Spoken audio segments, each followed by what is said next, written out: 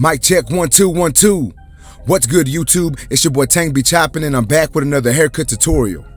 Alright guys, so what we're doing on this cut is a comb over on top. We are going to be doing a mid fade. We're going to trim the top to finger length, put the hard part in it, you know what I'm saying? We're going to do our best to make sure that this client leaves the shop looking good. So as you can see, I'm going to start off by cutting the top of my client's hair. So I like to saturate my client's hair first, and now what I'm doing is I'm setting in my first section. I'm sectioning the hair, bringing up a section of hair, that way I can set in my first guideline coming forward. And once again guys, since we are doing finger length, anything that's longer than my fingers, I'm making sure to cut off. So the good thing about doing a client's hair finger length is you really don't need to follow a guideline too much, because anything that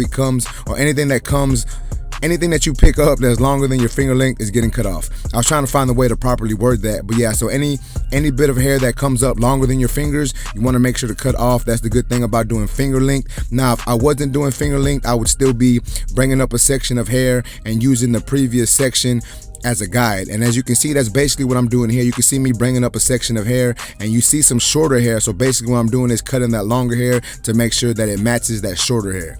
And then when we're getting to this side of the head, more where it starts to round, you know, that parietal ridge area, I am curving my fingers that way. It's a 90-degree cut. You know, everything is coming off 90 degrees from my client's head.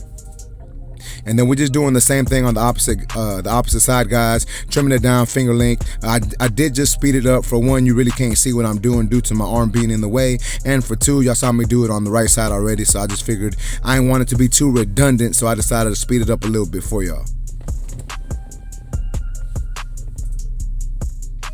Alright, so now that is done, I'm taking my FX3s. I got my number 2 guard on my clipper, and as you can see, I'm debulking the sides. And on this side, I did come all the way up to where the hard part is. And I know a lot of people don't like doing that, but I did it because my client's parents like for that part of the hair to be short. Now, I wouldn't recommend everyone going for this look, but if you're gonna put that hard part in there, I think it looks fine. But if you aren't gonna be putting the hard part in there, I would not, you know, go all the way up to where that line is, you know, super short. But anyways guys, like I was saying, I am debulking the side of my client's hair with this number 2 guard, and the reason why I decided to use these clippers is they work really well when the hair is still a little wet. So my client's hair was still a little wet. I didn't blow dry it, so I decided to use this clipper, and as you can see, it's cutting down this hair good whether it's wet or not. And now what I'm doing is I'm using my blending shears just to blend in that number 2 guard into the hair on the top of my client's hair, or on the top of my client's head. And you don't have to do this step now, you could do it later on, but I just decided to do it now since, you know, I was already on this side of the head, and I just felt that it made it a little easier for me. But now I'm going in with my Babyliss Low Pro trimmers, and as you can see, I'm setting in my bald guideline.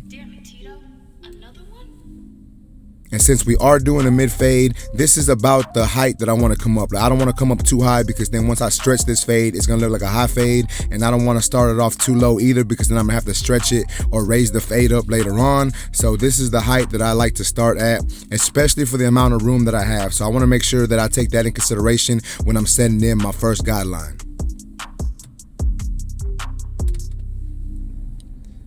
And now, as you can see guys, I'm going in with the shaver, and what I'm doing is I'm starting to bring that shaver down first before I come up. And the reason for me doing that is it helps transition the bald hair into the little bit of hair that the trimmer leaves. And the reason why I'm doing that also is because if I just bring the shaver straight up to that line, it's gonna leave a really harsh line, and it's gonna make it harder for me to take out. So that's something that I'm not trying to do. I'm trying to make this haircut as easy as I can make it. So that's the reason for me coming down with the shaver first. And then we're just doing the same thing on this side.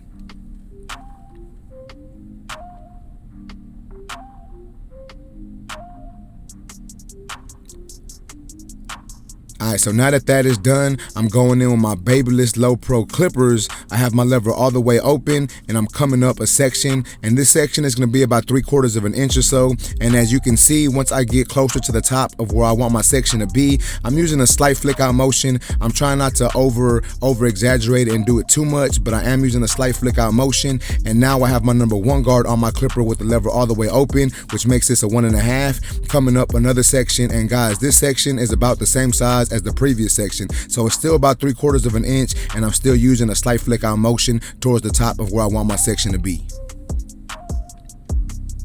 And since there was a slight line at the top of where I left off, yeah, that's what I was trying to say. Since there was a slight line at the top of where I left off, I put my 1.5 guard on my clipper, and all I'm doing is cleaning up that top line.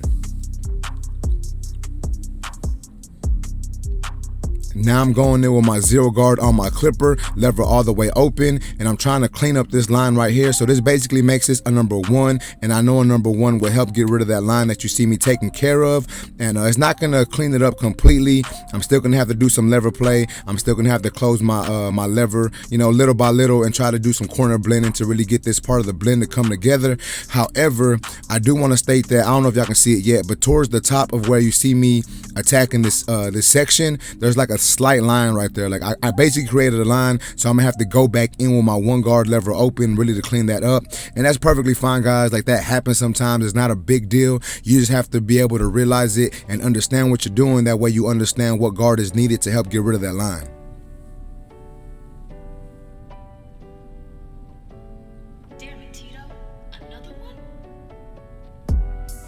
And remember, guys, when you're fading, you want to make sure you use that mirror. You want to use that mirror as much as you can. Take your time, really be consistent with what you're doing. That way you can see what's going on and you give your client the best product you can give them. So now I'm going in with my 1 guard, and I'm going in starting off with my lever open, trying to get rid of this this line that I left. And if that didn't clean it, which it didn't clean it up all the way, I'm adjusting my lever close, basically doing some lever play, trying to get them dark areas or them lines to go away.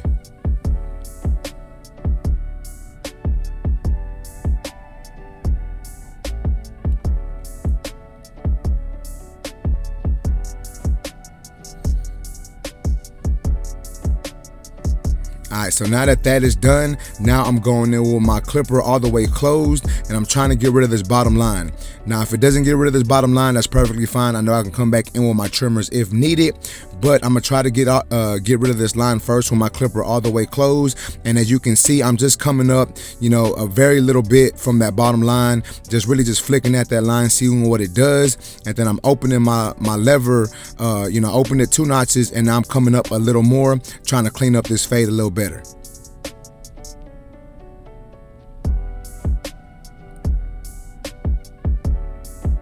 And as you saw me do right there, guys, I just closed my lever, and you're gonna have to open and close your lever as needed to get this fade to come together. Even though there is certain steps you need to take, you're still gonna have to use your own discretion and do certain things that you feel are needed to make sure that blend comes together, because each client's gonna be different. Not every client is gonna be the same, and you're not gonna be able to use the same exact step, like literally step by step, to get the same look. You're gonna have to do some different things, every so often to make sure the blend comes together. So anyways, guys, I'm going in with my trimmers now, just trying to get rid of that bottom line. And as you see, it did leave like some dark areas, a little bit of lines. So now I'm cleaning it up with my clippers.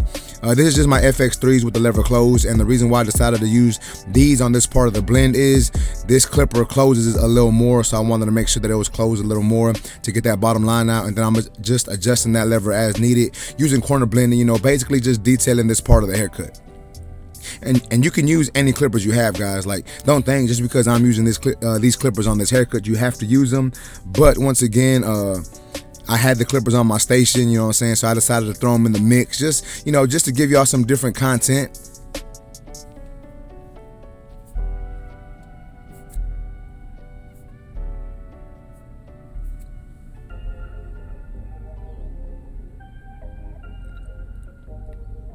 And this is the 0 guard on the FX3s.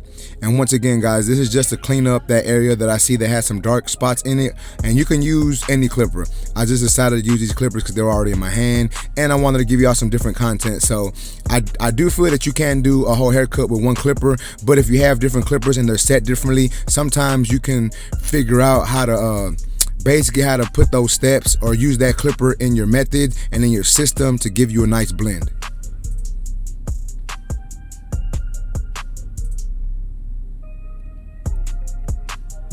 Alright, so now that is done, I'm gonna go ahead and start lining up my client. And y'all know how I do it, guys. I like to start off in the middle of my client's head, set in my first initial guideline, and just work my way over little by little. And now I'm setting in that vertical bar, cleaning up the front edge up, you know what I'm saying? Trying to give them a nice sharp line. And as you can see, once you put that line in there, I feel that you can see the blend a little better. So that did help show me some discrepancies in the cut and in the blend. So I'm going back in and just detailing a little more just to try to get this fade to come together and look better. Alright, so I am putting a part of my client's head. So as you can see, I'm putting that one part in there, and I'm actually going to be doing another part right next to it. This is strictly my client's preference, you know what I'm saying? Like, when I say my client, I mean the kid. Like, he actually likes two lines like that. It's funny because his dad's like, I don't even know where he got that idea from, but hey, man, like, the kid likes it. He's got style, you know what I'm saying? I'm pretty sure he's one of the only kids that gets it like this at his school or in his class. So if he likes it, you know what I'm saying? He got some swag with it. He got some style with it. It's all good. You got to do what your clients want. And I don't think it looks bad. Like, I honestly think it looks good. So that's why I went ahead and put in another line in my client's head. So moving on to the opposite side, guys, we're going to be doing the same exact thing.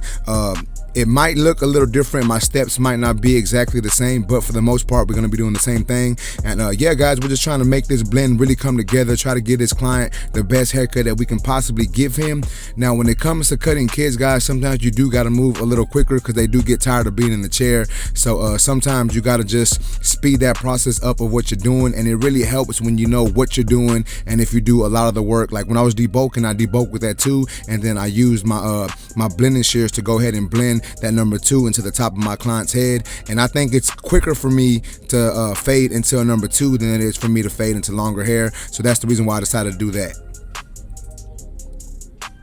Remember, guys, if you like any of these tools that you see in this video, you can actually go to the Babyliss Pro website and use my discount code TANK10. It'll save yourself a little bit of money. And one thing that I do want to say about these Low Pros, guys, is I've been using them for about, man, I want to say for about 6 months or so. I know they've only been out for a couple months, but I did get them before, and they're still probably one of my favorite clippers that I've ever used. They're heavy duty, they work well, you know what I'm saying? They get rid of bulk really good. I do have 2 sets. I have one with the wedge blade and one with the fade blade. But nonetheless, guys, I like them both a lot. And then the FX3s come in clutch because they're lined up a little shorter. But that's just my opinion, guys. Nonetheless, I'm not saying that you gotta go buy any of these tools, but if you are gonna buy them, you can use my discount code TANK10 and it'll help save yourself a little bit of money.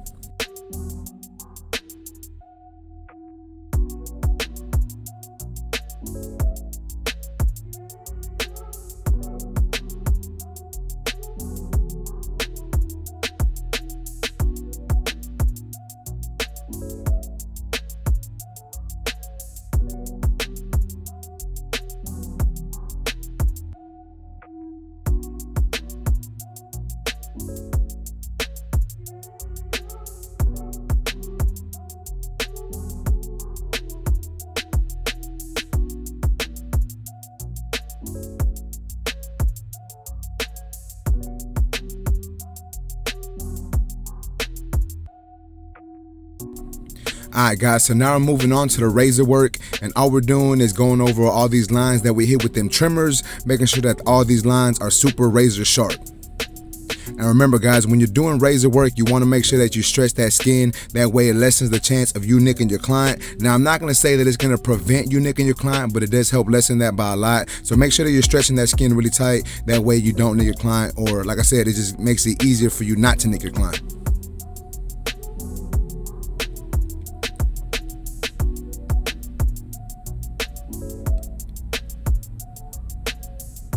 Alright, so now we're gonna add some product. This is just some pomade that I use on some of my clients. I don't even remember the name of it, but we're just putting some pomade in his hair. We're gonna go ahead and comb it over for him. That way he can actually get a look at the haircut.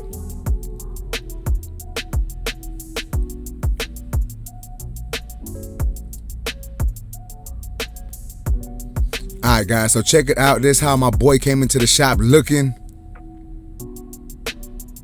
And this is the finished product. Y'all let me know what y'all think about this haircut in the comment section. If y'all like this video, please make sure to smash that like button. Also, if new to my channel, make sure and subscribe one time for your boy.